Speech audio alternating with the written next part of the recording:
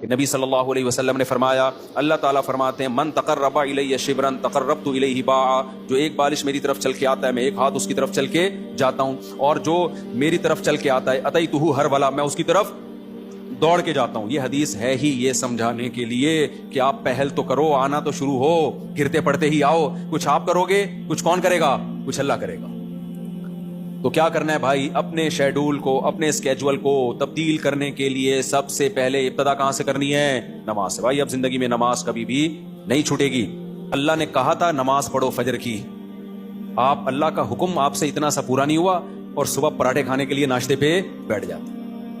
کتنی بڑی بے غیرتی ہے نا، کہ اللہ کی نعمتوں سے تو پھوڑنے کے لیے آ جاتے ہیں، بس جو اللہ نے کام لگایا وہ ہو نہیں رہا۔ تو غیرت کا تقاضا بھی ہے، فجر گئی تو ناشتہ بھی کیا۔ اے اللہ ہمارے منہ سے تو نوالا اترے گا نہیں، اللہ ہم سے کام بہت کم لیتا ہے، نعمتیں ہمیں بہت زیادہ دیتا ہے، اور اس فجر پڑھنے میں بھی ہمارا ہی فائدہ ہے، سکون ہمیں ہی مل رہا ہے، صحت بھی اچھی ہوتی ہے، جلدی اٹھنے میں آکسیجن ملتی ہے۔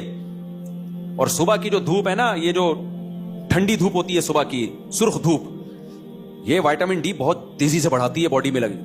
دھوپ ویسے بھی وٹامن ڈی بڑھاتی ہے، چاہے دوپہر کی دھوپ ہی ہو، لیکن صبح کی دھوپ ہے جب سورج سرخ ہوتا ہے، یہ والی دھوپ بہت زیادہ آپ کی باڈی کو مضبوط کرتی ہے، ہڈیوں کو مضبوط کرتی ہے۔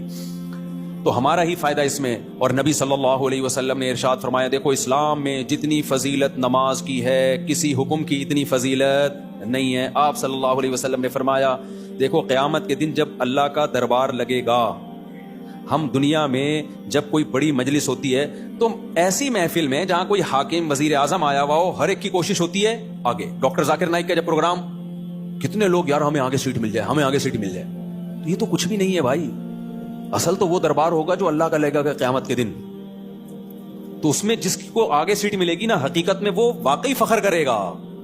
تو نبی صلی اللہ علیہ وسلم نے فرمایا اس دن آگے کا ٹکٹ کس کو ملے گا؟ حدیث کا مفہوم بیان کر رہا ہوں کہ نمازوں میں جو سب سے آگے ہوا کرتے تھے، اگلی صف میں ہوا کرتے تھے، کیونکہ اللہ کا ایک دربار دنیا میں لگتا ہے جس میں اللہ نظر نہیں آتا ہمیں، بس ایمان لائے ہیں بھائی اللہ کا دربار ہے، تو غیب ہے۔ تو اس میں جو آگے آگے ہوگا، تو جب سچی مچی کا دربار لگے گا جس میں اللہ موجود ہوگا، تو نبی صلی اللہ علیہ وسلم نے فرمایا جو صف میں سب سے آگے ہوتے تھے قیامت کے دن بھی وہ اللہ کے ہاں سب سے آگے ہوں گے، اور جو صفوں میں جتنا پیچھے ہوتے تھے قیامت کے دن بھی وہ صفوں میں اتنا پیچھے ہوں گے۔ تو جب میں اور آپ کوشش کریں گے نماز کی پابندی کی، تو بھائی تکبیر اولیٰ کی پابندی کے ساتھ صف اول میں، کیونکہ نبی کی جو بشارتیں آپ صلی اللہ علیہ وسلم نے صف اول کے لیے دی ہیں وہ دوسری صف کے لیے اور آخری صف کے لیے نہیں ہیں۔ آپ صلی اللہ علیہ وسلم نے فرمایا لوگوں کو اگر پتا چل جائے کہ صف اول میں کتنا ثواب ملتا ہے تو اتنی لڑائیاں ہوں کہ قرآن اندازی کی نوبت آئے۔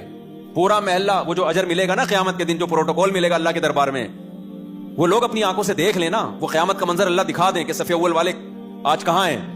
تو نبی نے فرمایا محلے والوں میں جھگڑا ہوگا، ہر آدمی کہے گا تیرے باپ کی سیٹ ہے جو آگے پہلے سے بیٹھا ہوا ہے، صحیح ہے نا، ہر آدمی جھگڑا کرے گا، ابے تیرے باپ کی جگہ ہے جو میں بیٹھوں گا یہاں پہ، وہ کہے گا میں بیٹھوں گا۔ اتنی لڑائیاں ہوں گی کہ فیصلہ کس سے کیا جائے گا؟ قرعہ ڈالا جائے گا۔ آج کیونکہ ہمیں اپنی آنکھوں سے دیکھ نہیں رہے، لہذا ایسے پوستیوں کی طرح رڑتے آتے ہیں، وہ بالکل پیچھے بیٹھ رہے، آگے جگہ بھی ہوتی ہے تو کوشش کرتے ہیں پیچھے ہی کھڑے رہیں، کیونکہ تاکہ نکلنے میں آسانی ہو، سلام امام پھیرے اور فوراً بھاگ سکیں ہم۔ تو وجہ اس کی ہے کہ بھائی اللہ فرماتے ہیں فلا تعلم نفس ما اخفی لهم من قرۃ اعین، کسی نفس کو خبر نہیں ہے ہم نے اپنے نیک بندوں کے لیے آنکھوں کی ٹھنڈک کا کیسا سامان چھپا کے رکھا ہے۔ تو جو نیک بندوں کے لیے آنکھوں کی ٹھنڈک کا اللہ نے سامان چھپایا ہے، اللہ وہ اگر دکھا دے تو میرے بھائی پھر ہمیں ان تقریروں کی ضرورت نہیں رہے گی۔ ہم میں سے ہر شخص کوشش کرے گا نماز میں پہلے سے آئے۔ صحابہ کرام جب نماز پڑھا کرتے تھے کتنے خشوع و خضوع سے پڑھا کرتے تھے، تبھی نمازوں میں ان کو مزہ آتا تھا۔ ہم نماز پڑھ رہے ہوتے ہیں، مسجد کی طرف آ رہے ہوتے ہیں ایسے جیسے قبر سے مردے کو اکھاڑا جا رہا ہے، بستر سے ایسے اٹھتے ہیں، مسجد میں ایسے آتے ہیں جیسے پولیس جیل کی طرف لے کے جا رہی ہے، پھر وہاں بیٹھے ہوتے ہیں بار بار، کبھی یوں کر کے دیکھ رہے ہیں، کبھی پیچھے مڑ کے امام کو دیکھ رہے ہیں کہ آ کیوں نہیں رہا۔ بھائی تمیز سے منہ نیچے کرے بیٹھ جاؤ، 30 سیکنڈ لیٹ ہو جائے گی نا نماز زیادہ سے زیادہ، پھر سلام کے بعد فوراً ایک دم نا ایسے جیسے توے پہ بٹھایا ہوا ہے، ہلنا شروع ہو جائے گا کہ اٹھوں کیسے میں یہاں سے،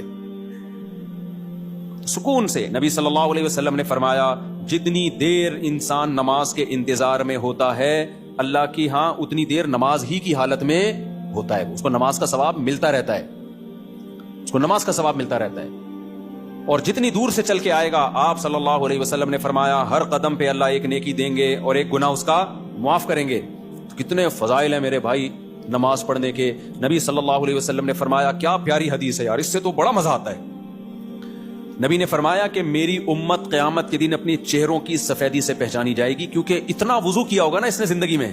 اب جو 15 سال کی عمر سے نماز پڑھ رہا ہے، 15 دفعہ روزانہ دن میں منہ دھوتا ہے کہ نہیں دھوتا؟ اور یہ وہ منہ کا واش کرنا نہیں ہے جو گورے واش کرتے ہیں، یہ عبادت کے طور پہ منہ کا دھونا ہے. یہ جو ہم چہرہ دھوتے ہیں دن میں 15 دفعہ، بازو دھوتے ہیں دن میں 15 دفعہ، پاؤں دھوتے ہیں دن میں 15 دفعہ، 3 دفعہ دھویا جاتا ہے نا. تو یہ صرف واشنگ نہیں ہے کہ سروس ہو رہی ہے آپ کی، یہ دھونا بطور عادت ہے یا عبادت کے طور پر ہے؟ بتاؤ. یہ عبادت کے طور پہ دھویا جا رہا ہے منہ، اللہ نے حکم دیا. تو آپ سوچو جس نے 40 سال 50 سال اللہ کے حکم پہ دن میں 15 دفعہ منہ دھویا ہوگا، تو کیا اس کے چہرے پہ کوئی ایسی علامت نہیں ہوگی جس سے پتا چل جائے کہ اس کا چہرہ دوسرے چہروں سے بہت پاکیزہ ہے؟ کیونکہ اس بار بار منہ دھونے سے جو منہ کے گناہ ہیں، بازوؤں کے گناہ ہیں، پاؤں کے گناہ ہیں، وہ دھل رہے ہیں، ان میں روحانیت پیدا ہو رہی ہے، نورانیت پیدا ہو رہی ہے. یہ نورانیت دنیا کی آنکھوں سے نظر نہیں آتی، لیکن یہ نورانیت قیامت کے دن اللہ ایسی آنکھیں دے دیں گے جس سے لوگوں کو یہ نورانیت نظر آنا شروع ہو جائے گی. غرم محجلین.